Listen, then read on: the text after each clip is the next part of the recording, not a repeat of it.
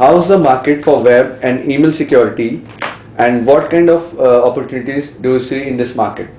I think the opportunity is really good. There's been a lot of publicity around some very high-level breaches, data breaches, and people are concerned about protecting their data, both their networks and their email traffic from hackers. So the market's really strong, and it's been growing double digits for many years and projected to continue. The advent of latest mobile devices has posed a menace to this data security. So what's your approach for this? I think mobility and people using non-PC type devices definitely poses a new challenge for security professionals. We are trying to incorporate those devices as endpoints into our protection, and securing the connections with VPN and so forth is part of the way we're addressing it. But it definitely is bringing a new set of challenges to IT security. Okay, and social networking sites are also posing a big threat these days. So what's your say on this? How do you offer a complete solution for these networking sites? About a year ago, we introduced our first release of application control, which is one of the security services that runs on our appliances. And it's been very popular. It's still very popular. People want to know, first of all, what's actually going on in their networks. And then when they find that out, they want to be able to create policies to control acceptable use of some of these types of sites. And we think people find that it's necessary to allow access to these sites within their environment for business purposes, but they want to restrict what it is that people are allowed to do. And according to our data, only about 4% of people have currently actually implemented application control, so it's definitely another growth area in security. Okay, and what kinds of trends are you witnessing in the global market? Again, you mentioned mobility, so that's certainly it. Bring your own device, where companies are basically allowing their employees to use any brand of laptop or desktop machine or phone. And so again, the diversity of devices, the proliferation of non-PC devices, and people accessing the corporate network from many locations, and those are probably the predominant trends that we're seeing. And what all are the growth drivers for your company? Well, again, I think mobility and virtualization. There's all sorts of things that are driving the business, and the constant awareness of security breaches, and in our case, the value that we offer in addressing some of these needs, it seems to be what people are responding to. We incorporate best-of-breed security services on the product.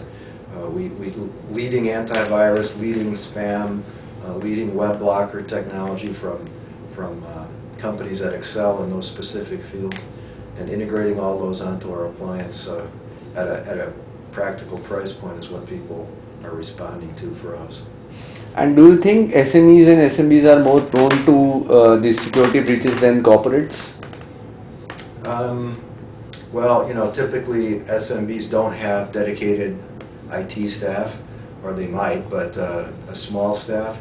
So in some respects, yes, although they can get the same protection with our devices at the low end as a large enterprise can get at the high end. So the technology is definitely there, and I guess in their favor, they're smaller targets, so they're not likely to be singled out for an attack. So have you introduced any recent products keeping SME and SMB segment in mind? Absolutely. We've always been strong. That's our sweet spot, the $1,500 to $5,000 price band has been Watchguard's strength for the last 16 quarters. And we just announced two new products, the 330, which is a rack mount device, and our Model 33, which is a tabletop device, which sits between our former mid-range product and our entry-level product. And it's a really great product that has a lot of price performance, and it's already selling really, really well.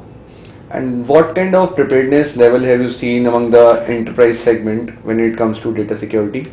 I'm talking on global front. I mean, it varies. The level of preparedness that customers have varies from, surprisingly little to very sophisticated. But I don't know that. I think in general people are going through a transition. They've had firewall, VPN, packet filter type solutions. They may have deployed some integrated security appliance or UTMs in their organization, and now with the advent of the so-called next generation firewall, people are looking at at upgrading their solutions again. And any personal tips you want to give to the enterprise to secure their personal data and anything? Well, I guess technology is important, but at the end of the day, security is really determined more by policy than by technology. So I think people really have to define what's acceptable in their organization and what's not, and what the actual threats are in their environment. Frequently, insiders are a big part of the problem. So education and setting security policy are really important to having a successful solution. And what are your offerings for the cloud? Well, we've had a component, one of our security services called Reputation-Enabled Defense, runs in the cloud, and we've been selling that for almost 2 years now, and we're looking at other cloud-based services as well. Okay. Social networking sites are also posing a big threat these days. So what's your say on this? How do you offer a complete solution for these networking sites? About a year ago, we introduced our first release of application control, which is one of the security services that runs on our appliances. And it's been very popular. It's still very popular. People want to know, first of all, what's actually going on in their networks. And then when they find that out, they want to be able to create policies to control acceptable use of some of these types of sites. And we think people find that it's necessary to allow access to these sites within their environment for business purposes, but they want to restrict what it is that people are allowed to do.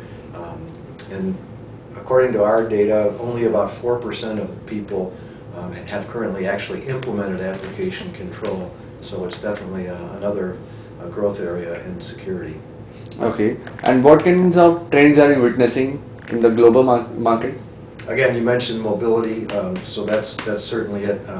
Bring your own device, where companies are basically allowing their employees to use any brand of laptop or desktop machine or phone. And so again, the diversity of devices, the proliferation of non-PC devices, and people accessing the corporate network from many locations, and those are probably the predominant trends that we're seeing. So moving on to you for the Indian market. Sure. When it comes to data security and management, where do you see Indian market stand? Obviously, Indian market is a huge market as far as data security is concerned. But nowadays, people are getting more and more aware of the challenges what they've been facing in the past.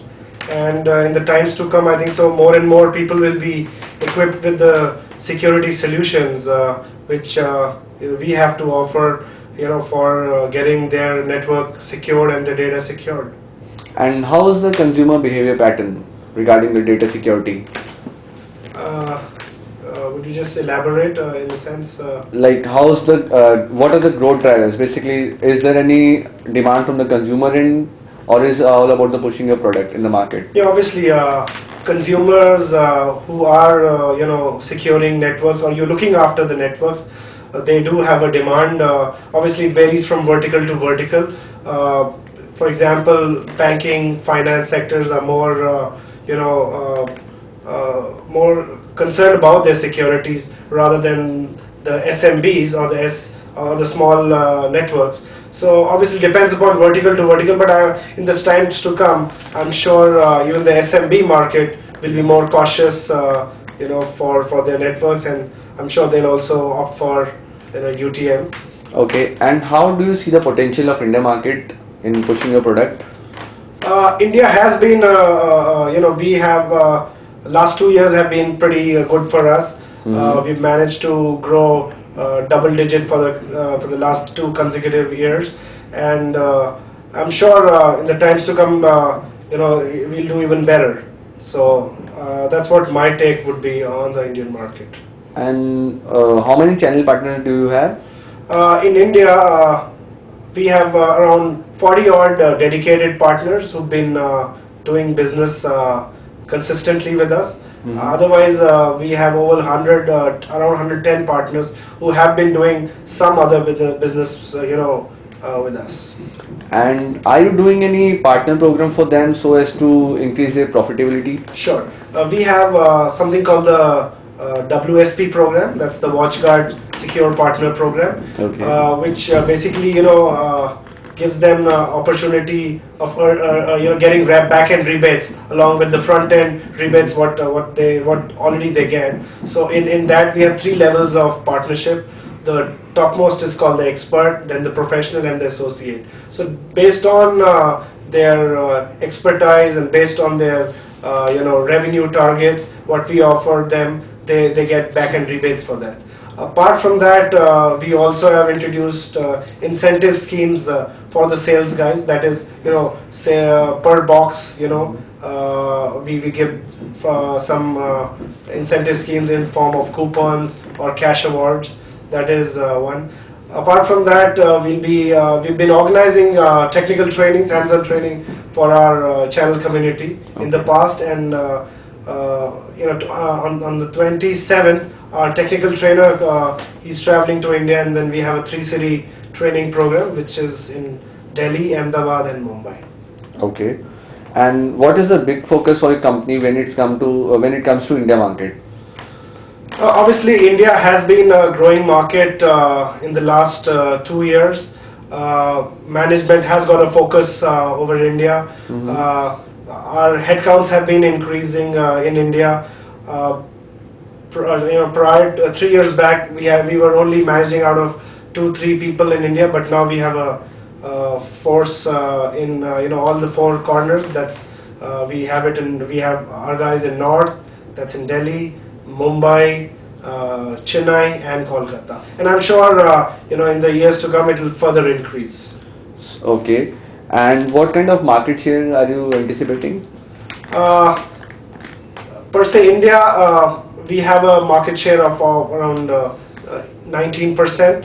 If you see the 1,500 to the 5,000 band, so I think so. The same should be, or a little more than this, should be in India as well. Okay. That's where our strength lies.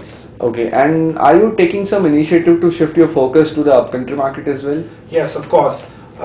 We have just recently put a guy in Cochin, that's down south, and then we would be targeting cities like Kolkata, Ahmedabad, Pune. So that's where all the upcountry market would be there, and we are focusing on that as well. And my last question, are you sticking to any different price policy, aggressive pricing strategies so as to differ from your competitors in the market? Sure. India is a price sensitive market. We all realize that, and we are, we have a price list. Obviously, the standard price list is there, but then for the India market and for the tenders, we'll be giving very aggressive, getting very aggressive as far as the price policy is concerned. Okay. Thanks a lot. Thank you. And all the best.